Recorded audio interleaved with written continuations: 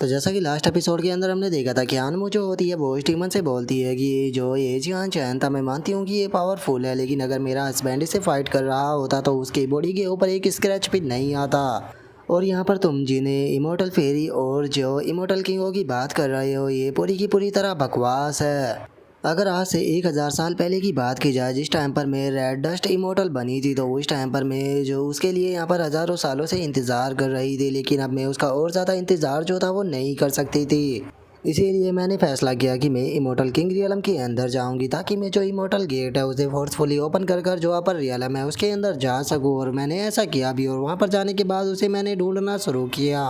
लेकिन काफ़ी लंबे टाइम तक ढूंढने के बाद भी मुझे उसके बारे में कोई भी न्यूज़ जो थी वो नहीं मिल पाई। लेकिन 700 साल पहले मुझे उसके बारे में एक न्यूज़ मिली कि अपर रियलम के अंदर जो टोंगटियान लिस्ट थी वो उसके नंबर 1 पर पहुंच चुका था।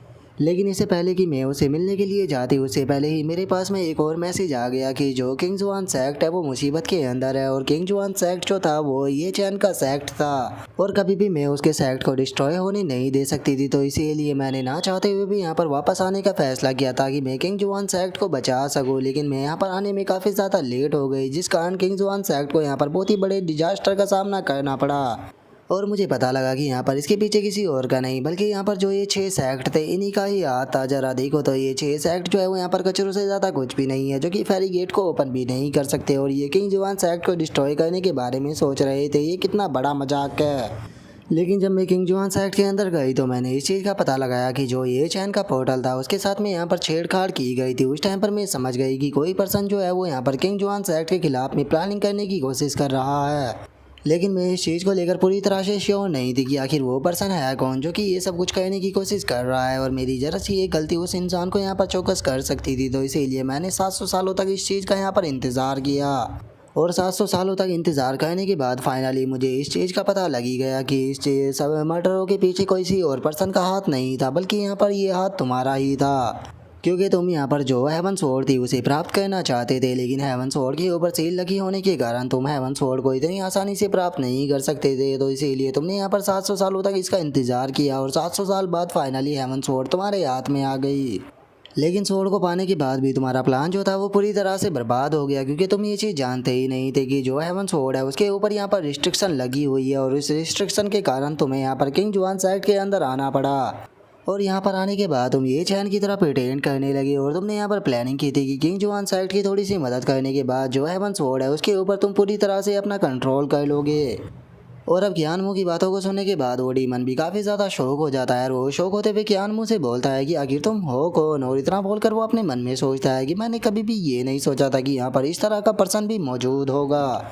जो सुनते के साथ ही ज्ञानमू जो होती है वो उसे बोलती है कि इस चीज़ से कोई फ़र्क नहीं पड़ता कि मैं कौन हूँ, लेकिन मुझे लगता है कि यहाँ पर तुम्हें अपनी असलियत जो है वो यहाँ पर दिखानी चाहिए। और अपनी स्ट्रेंथ जो है उसे तुम्हें यहाँ पर हाइड करने की कोई ज़रूरत नहीं, क्योंकि मैं जानती हूँ कि तुम अभी अपनी पूरी स्ट्रेंथ शो नहीं कर रहे। और अब इस चीज़ का पता लगते के साथ ही वहाँ पर खड़े हुए सभी जो डिसाइबल होते हैं वो भी काफ़ी ज़्यादा शौक हो जाते हैं। और वे शौक होते हुए बोलते हैं कि क्या ये सच है, क्या ये सच में ये पर्सन जो है वो एंसिस्टर ये चैन नहीं है। जो सुनकर एक और डिसाइबल जो होता है वो बोलता है कि आखिर ये पर्सन है कौन, क्योंकि इसे देखकर ऐसा लगता है कि ये पर्सन बहुत ही ज़्यादा पावरफुल है। तो असल में ये पर्सन आखिर है कौन। और उन लोगों के इतना बोलते के साथ ही अब जो वो डीमन होता है वो ज़ोर ज़ोर से हंसने लगता है। और वो हंसते हुए बोलता है कि मैंने ये कभी भी नहीं सोचा था कि मेरे खिलाफ भी यहाँ पर कोई पर्सन जो है वो अपने प्लान को चल रहा होगा। लेकिन उसके बाद भी तुमने यहाँ पर एक बहुत ही बड़ी गलती जो है वो कर दी। तुमने अपने एरोगेंस के अंदर आकर यहाँ पर मेरे खिलाफ प्लान को तो चला, लेकिन तुमने यहाँ पर जो हेवन स्वॉर्ड है उसे मुझे प्राप्त करने दिया, जो कि तुम्हारी सबसे बड़ी गलती थी। तो इसीलिए मैं तुमसे पूछना चाहता हूँ कि क्या सच में तुम्हें ऐसा लगता है कि अगर मैं यहाँ पर अपनी ट्रू स्ट्रेंथ के साथ में जो हेवन स्वॉर्ड है उसका इस्तेमाल करूँगा तो क्या तुम मेरा सामना भी कर पाओगी।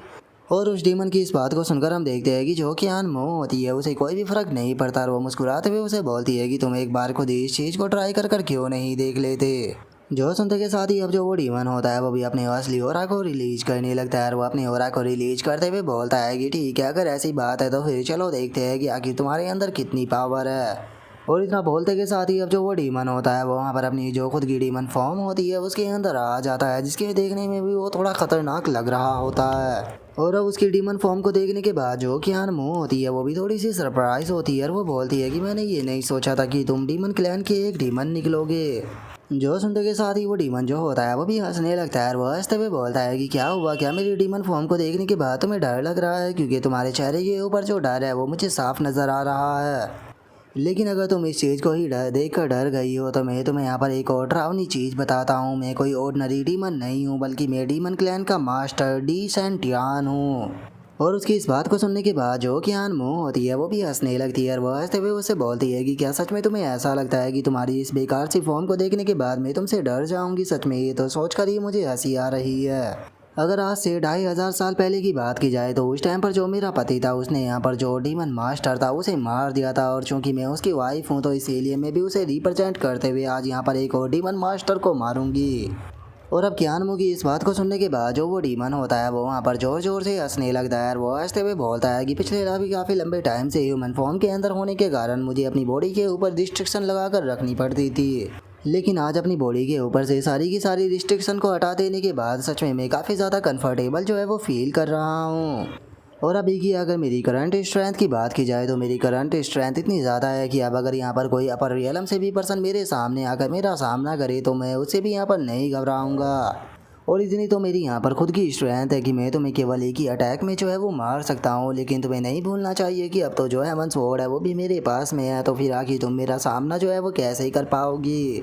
और इतना बोलते के साथ ही वो डीमन जो होता है वो सीधे कियानमो के ऊपर अटैक करने के लिए आने लगता है और वो कियानमो के ऊपर अटैक करते हुए उसे बोलता है कि ठीक है, तैयार हो जाओ आज मरने के लिए। और इतना बोलकर वो अटैक करने ही वाला होता है, लेकिन तभी ये चैन आकर अपनी 2 फिंगर से ही उसके स्वॉर्ड को रोक लेता है। जो देखकर तो खुद वो डीमन जो होता है वो भी बहुत ही ज़्यादा शौक हो जाता है और वो शौक होकर चिल्लाते हुए बोलता है कि आखिर ऐसा पॉसिबल भी कैसे है, केवल तुम अपनी 2 उंगलियों से मेरी स्वॉर्ड जो है उसे कैसे रोक सकते हो?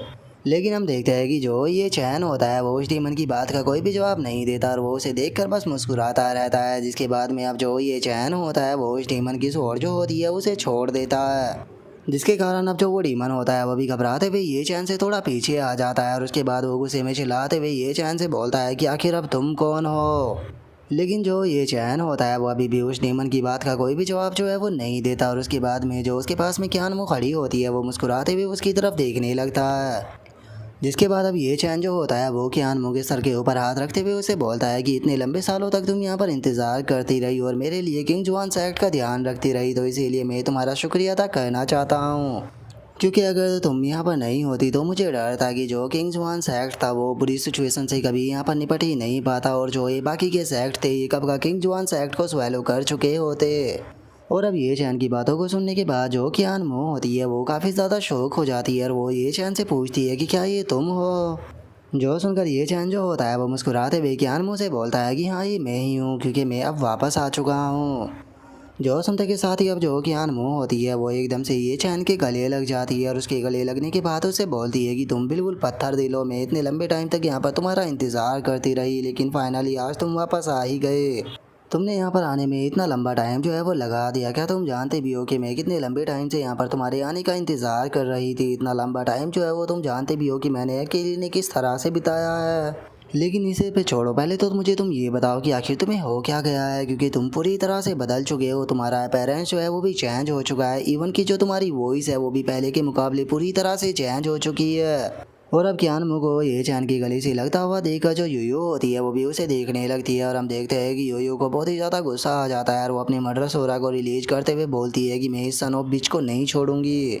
और अब यूयू की बॉडी से ऐसे मर्डर सोरा को निकलता हुआ देखने के बाद जो ये चैन और कियानमो होते हैं वो दोनों भी उसकी तरफ देखने लगते हैं।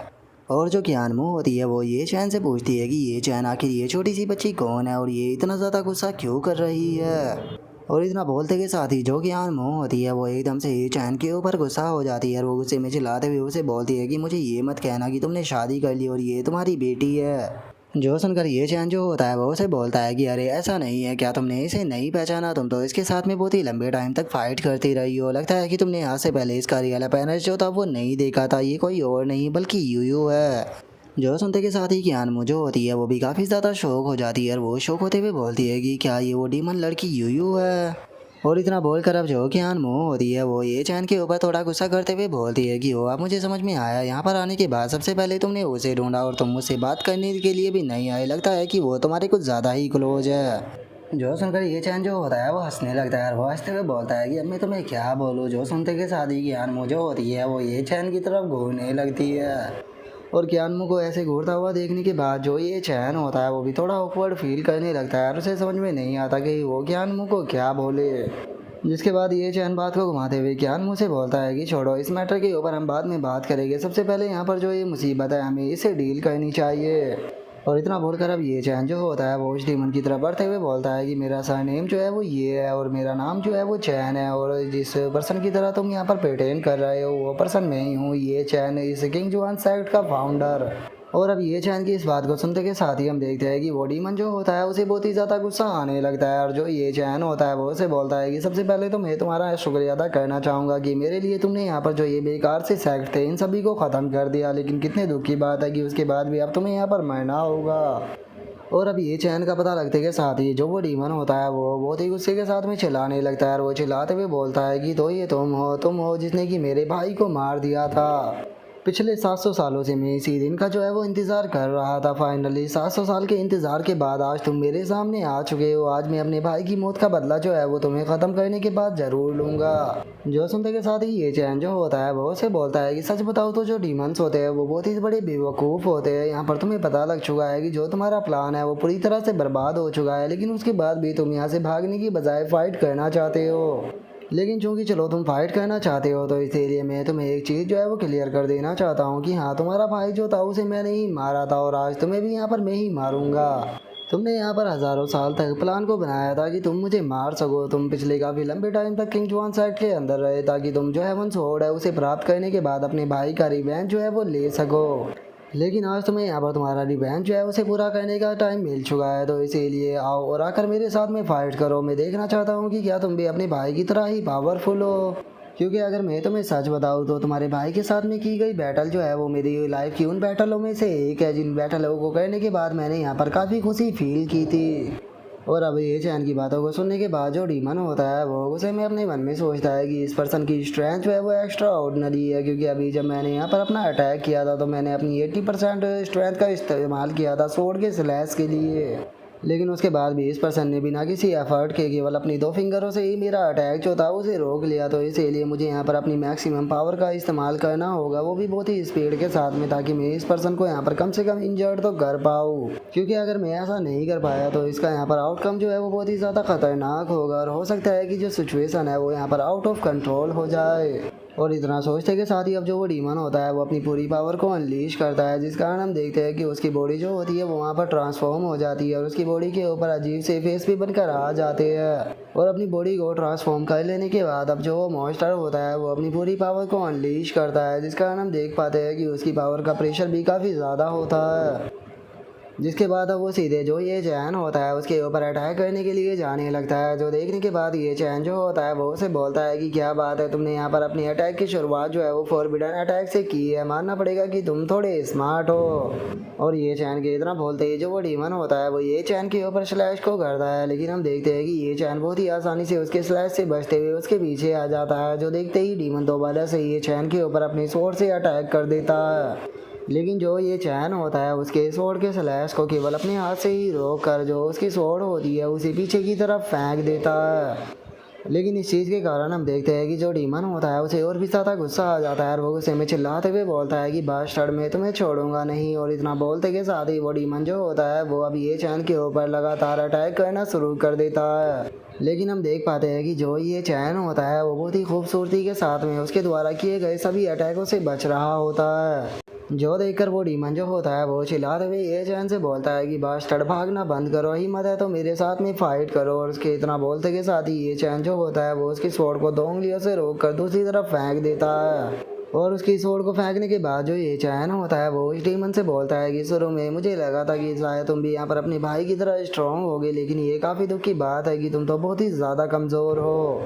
और ये चैन के इतना बोलते ही वो डीमन दोबारा से ये चैन के ऊपर अटैक करने लगता है, लेकिन जो ये चैन होता है वो बहुत ही आसानी से उसके अटैकों से बच रहा होता है। और हम देख पाते हैं कि उस डीमन को अटैक करने में स्ट्रगल करना पड़ रहा होता है और वहीं ये चैन बहुत ही आसानी से बच रहा होता है। लेकिन अब उसके ऐसे अटैकों के कारण जो ये चैन होता है वो वहाँ पर थोड़ा बोर होने लगता है और वो उसे बोलता है कि सच बताओ तो यहाँ पर जो तुम्हारे अटैक है वो बहुत ही ज़्यादा बोरिंग है।